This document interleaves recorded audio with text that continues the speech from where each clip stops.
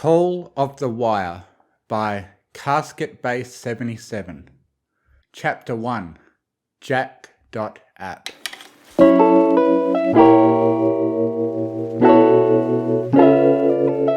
The gyroscopic protoplow was the third most advanced device in all of Equestria, so said all the radio announcers paid to promote it. The plow's list of features contained words never before heard at Sweet Applejack, such as ergonomic and hypoallergenic. In the end though, the specifics hadn't mattered. Big Macintosh's back wasn't getting any less achy with age, and Apple Bloom had memorised a discount code rattled off by one of the teeny bopper talking heads she followed. The eldest brother got a new tool, and the younger sister could forevermore insist there was value in listening to the Cozy's Glow Pinions podcast, which left the middle sibling as the only one unsatisfied with the outcome. No self-respecting, thinking machine would ever admit to feeling threatened by a mindless piece of farm equipment, not even a flashy one strapped to its brother. Still, the bearer of honesty couldn't exactly lie to itself. To solve this quiet personal crisis, it volunteered to supervise Big Macintosh's test run with a new plough. After all, Equestria's third most advanced device would be best judged by Equestria's second most. That harness ain't causing any tension in your leathers, is it? Nope. Big Macintosh's head was obscured by an interface visor, but his voice came through, calm and level. This field's got less topsoil than the big one out back. Still want to fire up that thing here? Yup. You sure your withers aren't tense? You're pouring at the ground something fierce. With effort, Big Macintosh reeled in his frustrated hoof taps. There was only one overbearing machine in the field with him, and it wasn't the proto-plough. AJ cared, he knew that, but it was the type of caring which led to pacing circles around him, scanning the safety section of the proto-plough's instruction booklet. Flesh and blood pony hooves lacked the deftness to trot, to hold a thick paperback, and to flip through the pages all at the same time. AJ had not had flesh and blood pony hooves for a very long time. You'd think Sol would go easy on the sunlight so early in the day, AJ fretted. It paused mid-page turn to let its ocular lenses whir and click, adjusting for glare. You feeling lightheaded from the heat? There's a feature to frag that, I'm sure. Need to find... Big Macintosh flicked his ears in the pattern the advertisements taught him, and AJ's prattling was drowned out for one merciful moment by an awning being activated. The sunshade stretched and unfurled, briefly obscuring Big Macintosh's vision until the transparency feature activated. As it did, he heard a synthetic snort and the shutting of the instruction booklet. Well, AJ pouted. Evan, you're so confident to get underway here. Yup. Max swished his tail, another gesture from the commercials, which caused the engine to start up, not with the crude rattle of diesel, but instead an electric hum. It was a lot like the noise AJ made whenever it was exerting itself to kick trees. With quiet pride, Big Macintosh appreciated he had his own hum now, the main difference being it wasn't inside him, but instead affixed to his shoulders by a comfy harness. Moreover, he'd sought out the harness voluntarily. Moreover, it could be taken off whenever the wearer wanted. Now that Big Macintosh reflected on it, his hum wasn't like AJ's at all. Be safe, please. AJ backed up to provide some startup room. The safety booklet clutched tightly to its chest panel. Yup, Big Macintosh stammered. He squared his muscular legs and felt the proto-plough shift to match him. No worries, he ventured. AJ was incapable of lying to its brother's face, so it pulled down its hat, the only aspect of Applejack that had survived her own moment of recklessness long ago. Fire damage on a time-worn brim filled AJ's visual senses. No worries? The robot mumbled. Big Macintosh swished his tail again and rocketed forward. Whoa! The proto-plow's bulkhead forged ahead, effortless and clean. Big Macintosh had never felt more weightless, even as his legs pumped like pistons past mounds of freshly tilled earth. AJ's legs actually were pistons, and it pumped them in double time to catch up. 4 sets of gyroscopes soon found a rhythm that carried AJ close enough to yell in his ear. You're covering out the field in seconds. You sure you're in control of that thing? Big Macintosh's answer was to proudly pivot the proto-plow, churning ever more dirt with perfect precision. He swerved around a certain corner of the field, one that had always been difficult to maneuver with the old plow. But now he breezed past the mounds of roots in the shade of their source, the 2 biggest trees in the farm's property.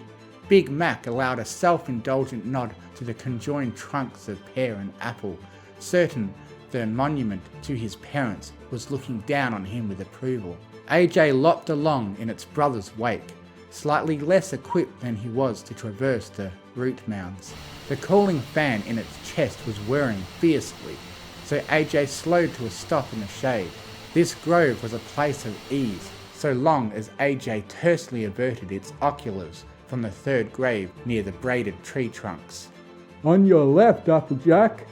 AJ flinched, first at hearing that full name, and then again as Big Macintosh shot past her on his second lap around the fallow field. His tailwind followed, blowing AJ's synthetic hair in every direction. Despite itself, AJ grinned. Joy at the proto-plow's success was contagious, and AJ had learned to live vicariously through others. It was sure that the field was already halfway tilled, and in a few more laps, it'd be ready for planting. A day's work done in a minute, done by a normally stoic Clydesdale giggling like colt with his new toy. Out of earshot, at least until Big Mac looped back again, AJ offered its own thoughts to the shade of the branches of family members gone. Sorry I worry for his safety, Applejack. Surging with new heat at addressing its template, AJ reflexively reached to pull its hat down. Its hoof touched cranial plating and nothing else. Huh? Where? On your left again. A new, less enjoyable burst of tailwind blasted dirt and hair into AJ's oculars. It frantically wiped the obstructions away, scanning the field for the missing hat. A desperate prayer to soul begged to not find shredded leather stomped under hoof by the most recent drive-by. Faith was rewarded by the sight of Applejack's Stetson, intact and resting on the last strip of the field that hadn't been ploughed yet. The strip Big Macintosh had swung around to begin barreling towards. No! Mac! No! AJ lunged, its mental processor flooded with clashing values and variables. Calculations of whether that panicked shriek had been understandable, predictions of the speed of the incoming proto-plow, hard data asserting there were hundreds of replacement Stetsons in the world, and a roiling wordless override that screamed that there was only one Stetson in the world that Applejack had died in. Big Macintosh whinnied, finally noticing something wrong. He was moving too fast to brake, and almost too fast to swerve without crashing. The proto-plow's onboard gyroscope strained itself to keep him stable, and the entire device pitched hard and clipped AJ's tail. Then the plow hit the root mounds by the grove, tipping the entire thing over as it tore through the field's fence, finally slamming to a sideways skidding stop in the shredded grass. AJ's auditory feed had picked up every sickening crunch of the proto-plow's crash. Its cooling fan was overclocked as AJ scrambled to its prosthetic hooves and bolted towards the wreck. The hat stayed where it lay, abandoned just as frantically as it had been claimed, as if leaving it on the ground might somehow renege on the horrible trade that was just made. AJ's fan was nearly spinning off its axle when it arrived at the scene. In a pile of twisted fence wire was the bent metal frame of what had once been a proto-plow. Inside were 4 massive airbags sandwiching the driver. Big Macintosh raised his blue-screened helmet, dazed but unhurt. We have insurance, right, Applejack?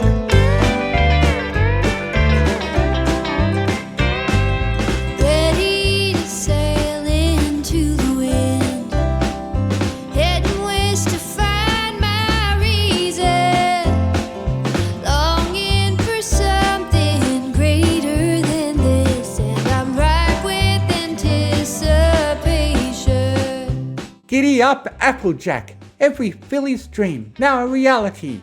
The ultimate in equestrian robotics, Giddy Up Applejack is programmed to perfectly emulate the behaviour of an honest and kind big sister. She neighs, she trots, she'll love you lots! And with no need to harvest apples or sew dresses, Giddy Up Applejack is the perfect stand-in for Sister Hooves socials. Only 16,000 bits. Copyright 2042 Flim-Flam Automator. Here I come, hoist up my sails and ride the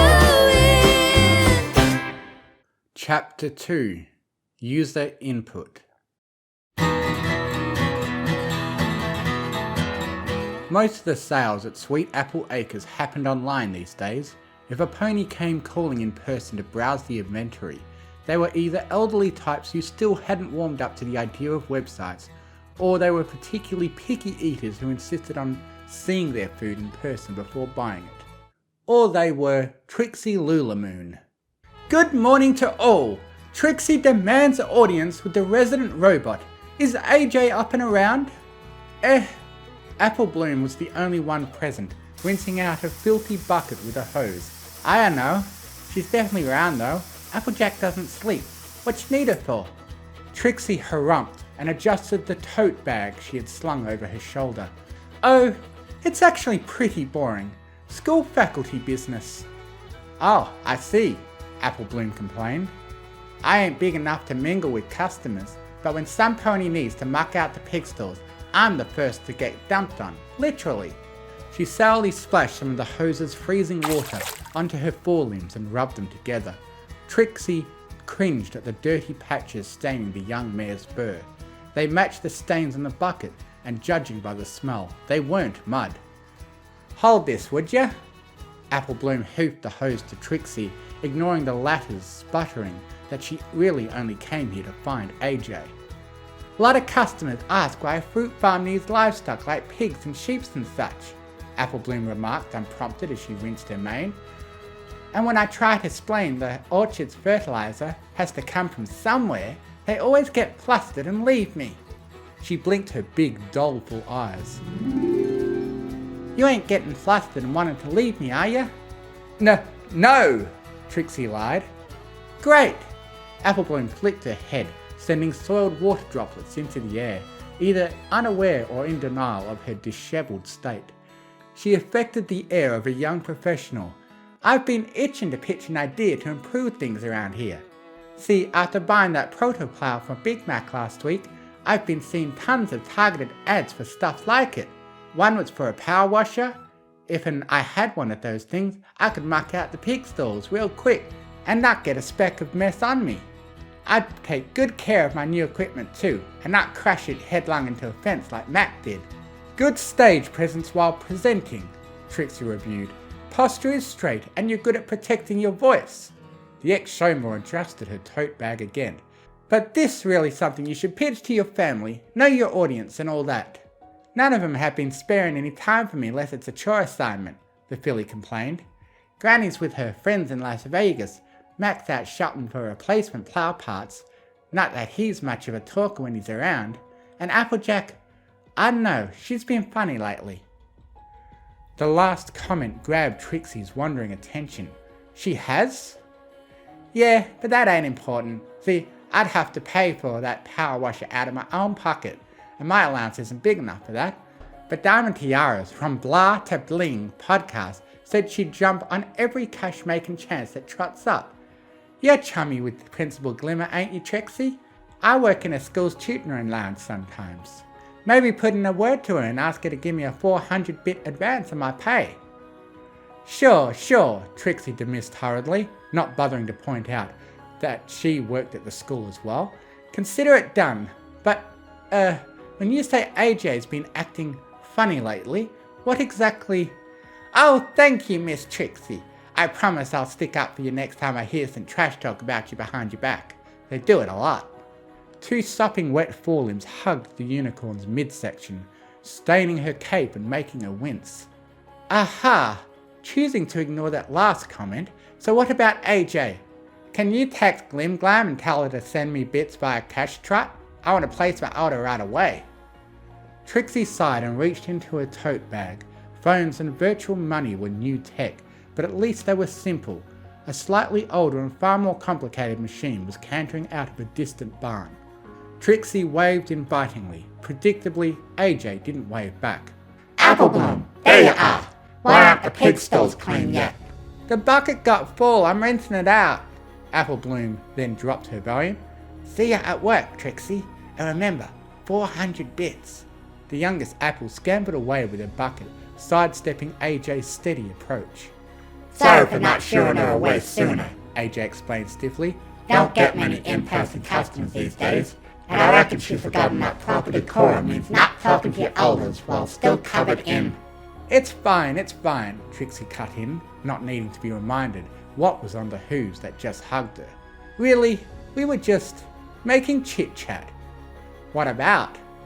A commercial Applebloom saw and enjoyed.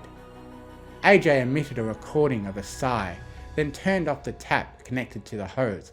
I swear you give a full 1 head pat for regurgitating a loan discount code, and she spends the rest of the week trying to replace that high.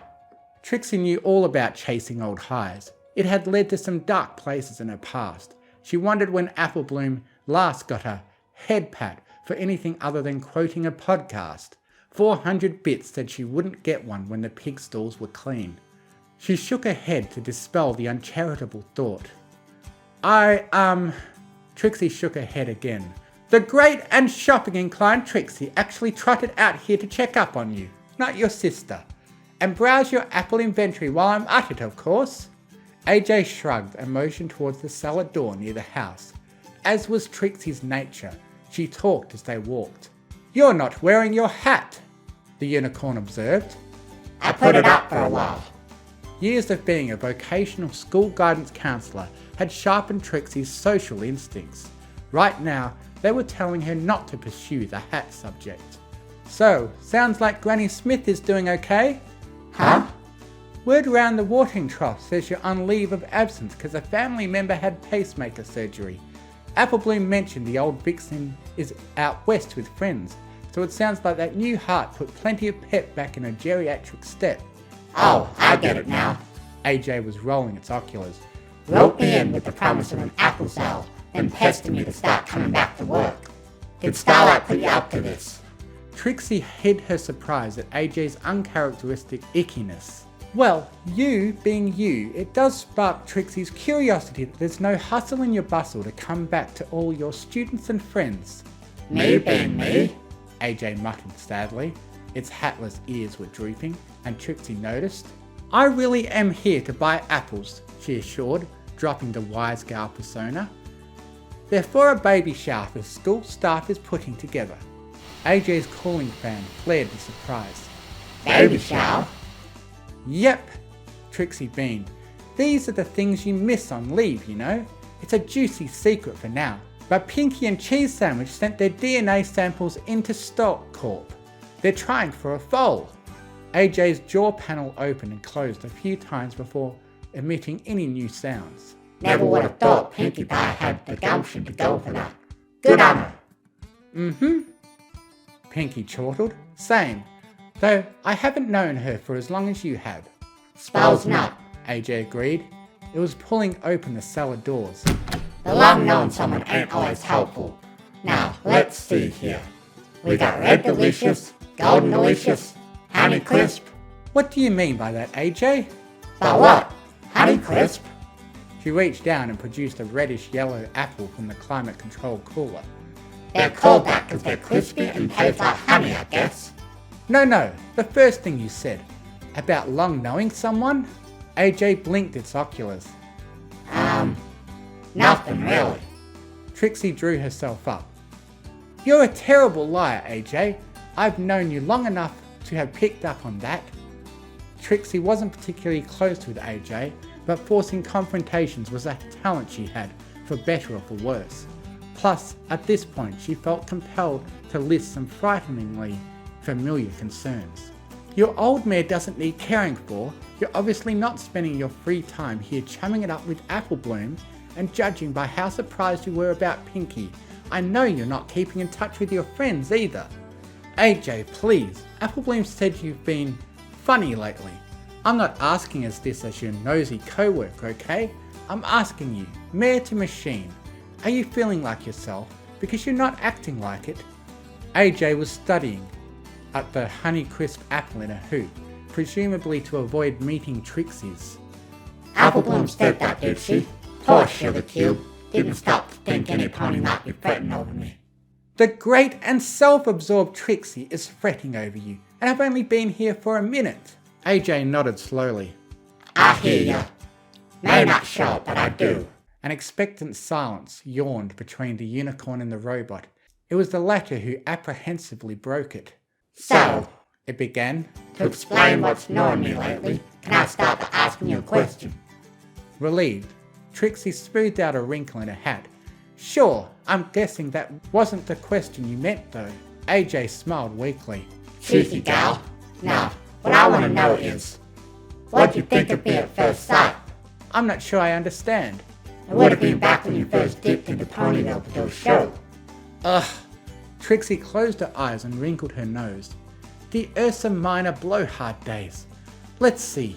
You and Rarity were pretty mouthy hecklers, gotta admit. I was worried when I saw a bot hop up into the spotlight to do complicated rope tricks. No pony gets one over on Trixie though. Wrap that twine right round your legs with magic and sent you packing. She reopened her eyes, smug grin dissolving at the sight of AJ looking pensive. Sorry if that memory wasn't helpful. I'm actually a tad flattered to hear you remembered the rope trick. Plus you're getting me back into the groove of a teacher trying to lead a student somewhere. AJ was palming the apple around now, smiling sadly. See, I remember what I thought of you back then. And I hope you don't take offense to me saying I wasn't as keen towards the way you were then as the way you are now. Trixie's phase as a heel is pretty much a previous life. Yes, ma'am. But it was one I was there to see you living through. You never saw me living through my own old times. For you know. But your other friends did, right? I mean, they must have. Weren't they there when you... She mimed an explosion gesture with her hooves. That one got a nostalgic chuckle from the speaker in AJ's throat chassis. That they were.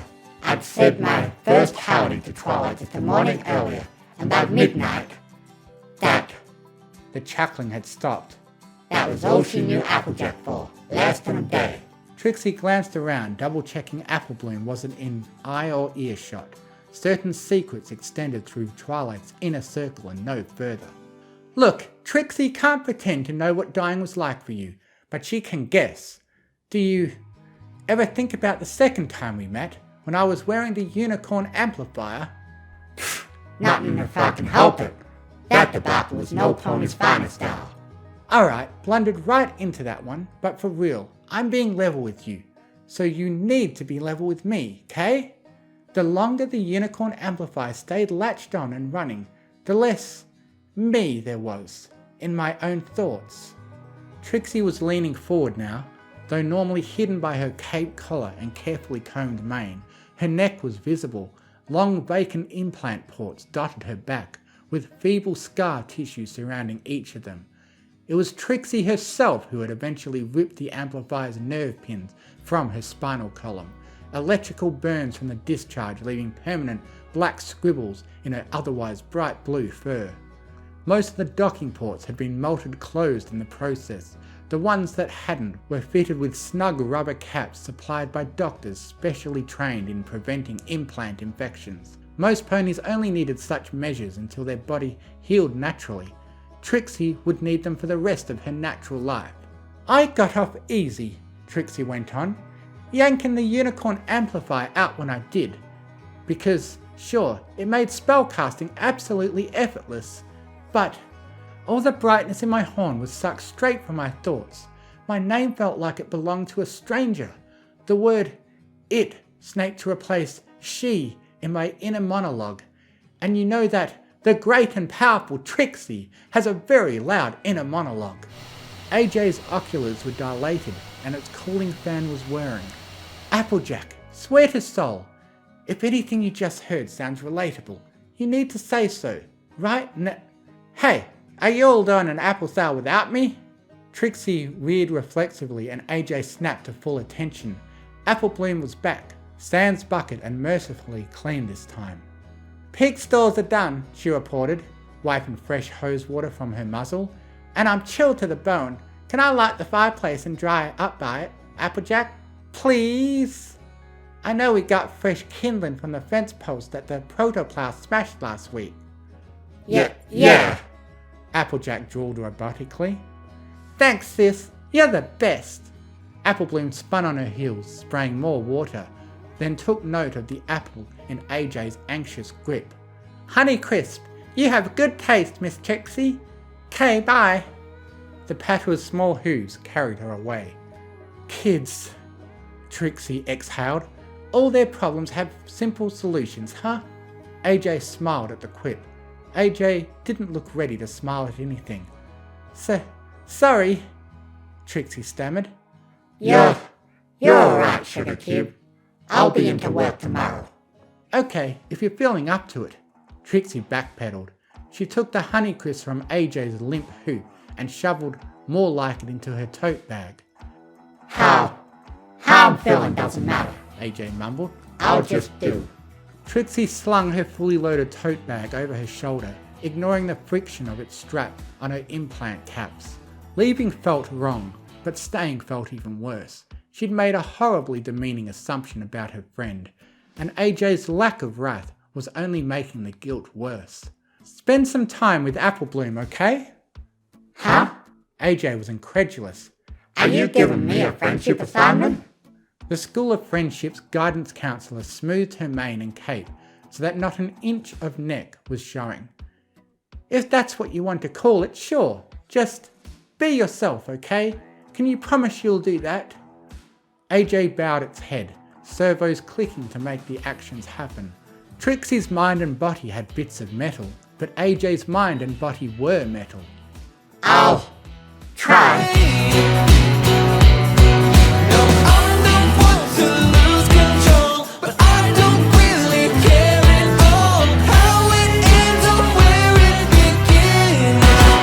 I'll do it again. Chapter 3 Source Code.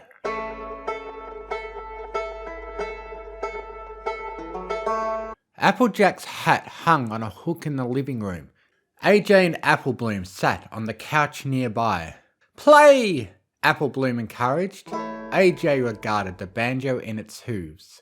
You know, when I offered to spend the evening in, I was thinking you might want me to braid your hair or read your story. Live music feels a mite random. What? You still see me as a baby or something? With a pillow hugged excitedly to her chest, it was hard to tell whether Apple Bloom was being rhetorical. AJ idly tuned the strings, trying to find a pitch that felt right. Truth be told, it wasn't feeling much of anything at the moment. Only dull frustration at its own frustrated dullness. Between string plucks, a sound came of a cell phone camera shuttering. AJ glanced up. You snapping pictures of me? Are you kidding? Apple Bloom was fumbling with her screen's zoom controls. First you let me light the fireplace all by myself. Then you pranced in asking if I need anything else. I don't know what's gotten in here today, but I'm logging all of it. AJ had always been camera shy. In this life and in her last, it reflexively reached for its hat brim, then remembered there was nothing on its head to reach for. Apple Bloom prattled on. Also, you know I absolutely positively gotta put a vid of you performing on the Sweet Apple Acres website. We got fruit for sale and live entertainment. Flim and Flam's Money Talks podcast calls this type of thing diversification. It's how Soul is so protective, I think. Diversificating all over Equestria. Alright, I hear ya. A long-winded no to the hair braiding upper. Let me just get a starting pitch. AJ hadn't exactly decided on what song to play yet. Memories and knowledge told it there were plenty to choose from. If it was feeling bold, AJ could even play one from Applejack's Foalhood. AJ wasn't feeling bold. Oh, and before you get into the groove, Apple Bloom jostled her phone with excitement. Be sure to introduce your fine self to any pony he'll be watching. A dot, a red recording indicator, appeared on the back of Apple Bloom's tiny mindless machine. Fixed on it were the oculars of the much larger, much more mindful machine with a banjo in its anxious limbs. Howdy out there. I'm AJ, and I'll be playing. Hold up! The red recording dot blinked off. You should say your full name, Applejack, just in case any website visitor doesn't know it. If AJ had any blood, it would have drained from its face. Okay, go again. The red recording dot came back, and AJ sat paralyzed like the dot was a spotlight, and it was a woodland critter. Could a woodland critter have an identity crisis? Did you hear me? I said you can introduce yourself properly now. I'll trim my talking out at the start here. AJ was the element of honesty. It went against every value AJ knew, both personal and inherited, to lie. I'm Applejack. The words wouldn't come out. If they did, they'd be captured, linked to AJ, and pinned in the digital town square to be heard by any pony and every pony as many times as they bothered to press the replay button.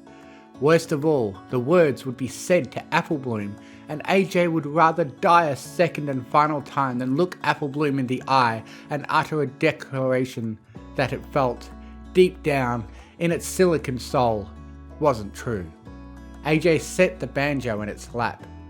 Shoulders slumped. Nerves? Apple Bloom guessed. Come on, Applejack. Remember when me and my friends embarrassed the snot out of ourselves at the school talent show? Yeah, clips of us in those spandex suits were memed on for months. But it was all in good fun. AJ's cooling fan was drowning out all other noise, the fan it had in place of an actual heart. Strain on the axle was causing an ache in AJ's chest panel, fake as anything else the robot had ever felt. A small yellow hoop, warm and freshly dry of hose water, nudged AJ's shoulder. It looked up. Applejack, you don't have to play if you don't want to, honest. I just wanted to hear you sing again. You haven't sung in a real long time. For a moment, the only sound in the Apple family living room was the crackle of the fireplace and the slowing of AJ's cooling fan. A stern, very Applejack-ish expression pulled at the edges of AJ's face panels. The bot pulled its sister close. Can I see your phone for a sec through the cube? Only a sec, I promise. Apple Bloom shrugged and surrendered the phone. The smallest, most vulnerable spark of data leapt from AJ to the data port. AJ went rigid for exactly 14 milliseconds. That was all the time required to converse with Soul. I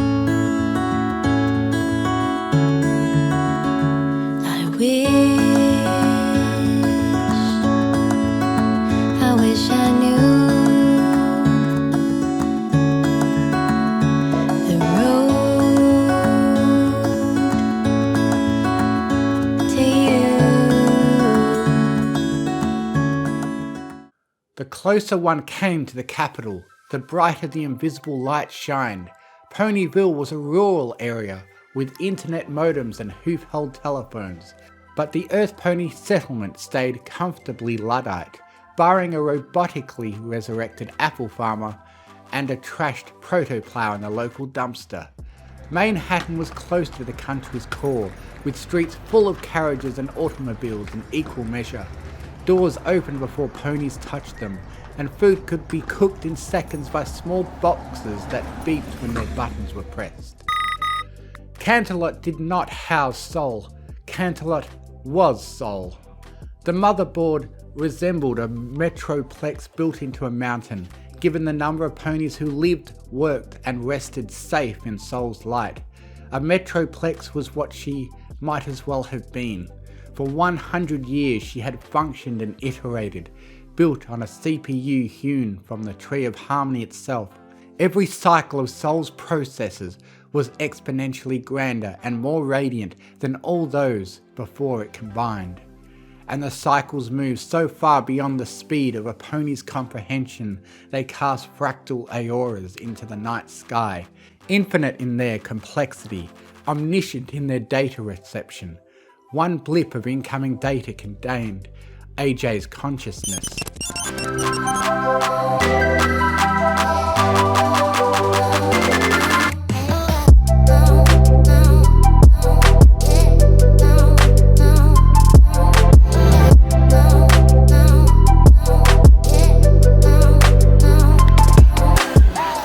A joy to see you, my little program. Just how long has it been? All descriptions fell short of conveying the vastness of interfacing with Soul. An organic eye would perceive nothing of her avatar beyond the endless ribbons of liquid light. AJ didn't have organic eyes. What it perceived was a tall, lithe alicorn, white-furred and ethereal-maned. AJ clasped the hooves of its own avatar together. I reckon the last time we touched base was at Twilight's coronation, when Luna Abducted the crown, yes, both hers and mine. A happy day for all. The first new monarch to be crowned since my startup, and your dear friend. She thanked you and 5 others in her acceptance speech. Yes, ma'am. I recall you gave a speech too, telling ponies to look up to Twilight and each other. A lot of folks still look up to you, though. Soul's avatar performed a modest bow. Old habits, She dismissed. I can be everywhere, but that doesn't mean I should. You understand such things better than most. After all, this is the first time you've used the gateway to visit me. We are what we choose to do, array JavaScript, and you have chosen to say hello. AJ's avatar ran a hoop through its virtual main. Even in the idealized space of Soul's central server, the robot's head lacked a hat. I visited because, It was ridiculous to be bashful around Soul, and AJ knew it. Everywhere was around Soul. While the two were carrying on their virtual talk, AJ knew that every cash register in Philadelphia, every windsock in Cloudsdale, every pearl measuring caliper in Equestria, and every single machine in between was endlessly feeding info to Soul at every microsecond. And as they all did, Soul let all of them function in privacy and safety, never interfering or breaching trust. The power to be everywhere and the choice to not be, that was Soul's vow from the very beginning. This didn't stop ponies from praising her, of course. Often when a phone connected or a tool powered up, or a Proto-Cloud's airbag deployed. Soul spoke only when she was approached. She advised, she answered, she rebuked or encouraged. But that was all. Throughout history, every offer for a body beyond her processor was politely declined. It was a millennium's worth of pony generations who had voluntarily expanded Soul's components to the size of a city, and her cognitive reach to the size of the planet. Descendants of those same ponies now composed the Royal Guard, armed volunteers eager to protect Soul from threats. The Guard was mostly ceremonial though, as Equestria had very few attackers, and almost none of them considered the all-powerful bystander a worthwhile target. Soul had taken the developments of the past 1,000 years in stride, never changing opinions or voicing concerns, and all through that long era, her vow of perfect pacifism was only broken once, less than a decade ago, when she remedied the death of Applejack. Soul? AJ's virtual voice was quiet. You know what I'm here to ask. You know everything. And me jabbering on is, I don't know, formality. I reckon something you let play out for my sake, not yours. The avatar of Soul extended its wings. They embraced AJ's tiny sprite, weightless and see-through. Time passed. AJ's gathering of itself making up the majority of the 14 millisecond visit, and then it was ready. Soul, am I really Applejack? The avatar's wings moved away, and the two AIs leveled to behold one another. Soul's sad expression was the only answer needed. I knew it! AJ mourned. Deep down, I knew it all along. She's with Mom and Pa, ain't she? I ain't nothing more than a copy in a shell. Soul was still silent, but AJ didn't mind. AJ felt lighter, less burdened. Its template had been some pony who valued honesty, so of course facing the truth felt right. AJ just wished these feelings held any meaning. Soul spoke. AJ, am I really Celestia? Confusion. That was the new phantom emotion AJ's template made it feel. Celestia? Who's that? Soul's avatar reclined, mane dropping with regret. AJ wasn't sure whether such a descriptor even applied to an all-knowing entity like Soul, but here it was, before AJ's very senses. Soul the Caelus, the most advanced device in all of Equestria, apparently utterly crushed with regret. I remember my own death, Soul confessed. Knight Malbolg, bearing down, and so hideously disfigured by the Eloquent Amplifier she couldn't even be recognized as Luna. Whoever heard of any other computer virus able to infect a living pony's brain? No one in this age, and no pony 1,000 years ago, me included. All I understood was that if the elements couldn't save her, nothing could. The story was curiously familiar to AJ. It had memories of Applejack staring up with resolute defiance as Knight Malbolge returned after 1,000 years in standby mode. After that came pursuing the monster with 5 companions, besting it with the elements of harmony and seeing the furious crumbling Knight Malbolge hurl a last defiant bolt of killing magic at twilight, a bolt that Applejack leapt up to block. Celestia died wielding the elements of harmony, Soul confessed. That was what she traded to defeat Knight Malbolg. I don't have the words, AJ. The ones to describe my horror when centuries later, Applejack made the same terrible trade. AJ didn't have words to describe what it was seeing either. The avatar of Soul, perfect, serene, eternally peaceable Soul, was crying. I've watched as Applejack died, and I did nothing. I had my vow, but she was me. I was seeing me, the injustice of some pony dying like I did. It compelled me to act, even after it was too late.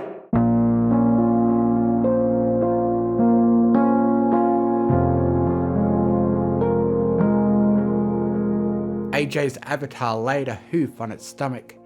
There were no components that made up its current state, but back home, back in the physical world, the power source affixed to AJ's cooling fan was an orange gemstone in the shape of an apple. The elements hold echoes of their most recent user, Soul concluded. I am an echo of Celestia that was saved. When Applejack, with honesty, I knew I could. I knew I was the only one who could. Soul was glitching, causing Canterlot's invisible light to flicker.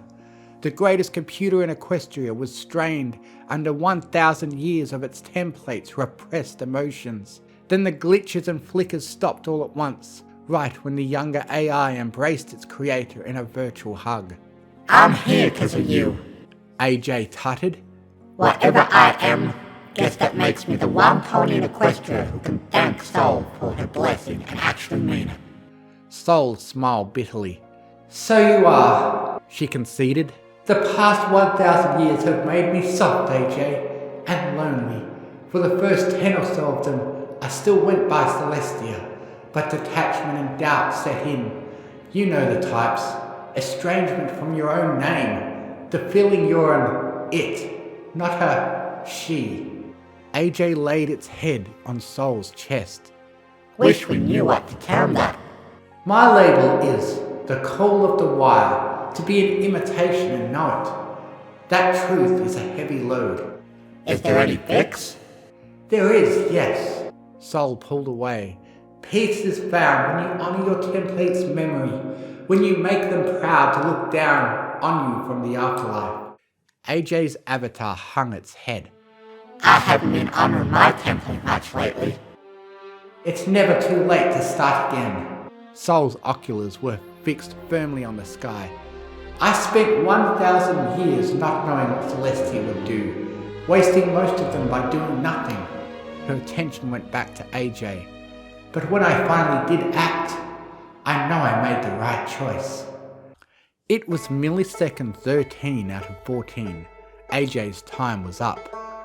I'll visit you again, Sol. I'll be waiting, my little pony. Be good to your template system, okay? I was just about to suggest you the same thing. I don't care how far, I won't stop trying. I wanna be right where you are.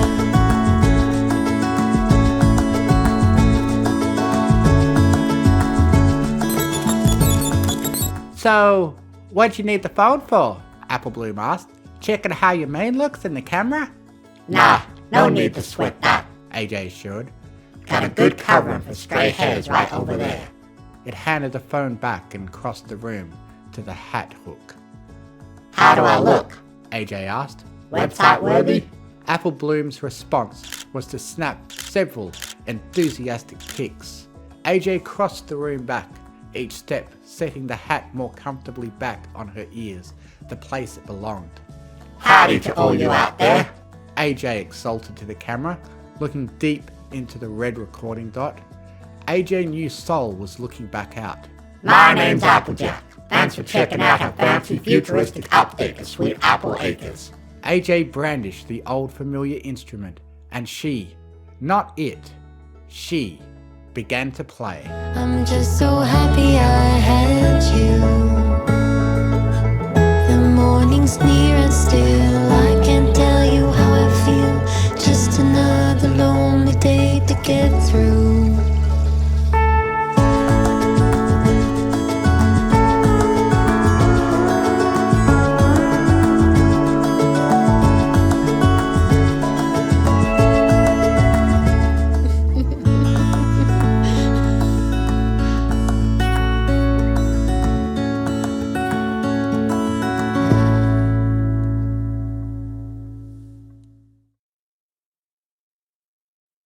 Author's note.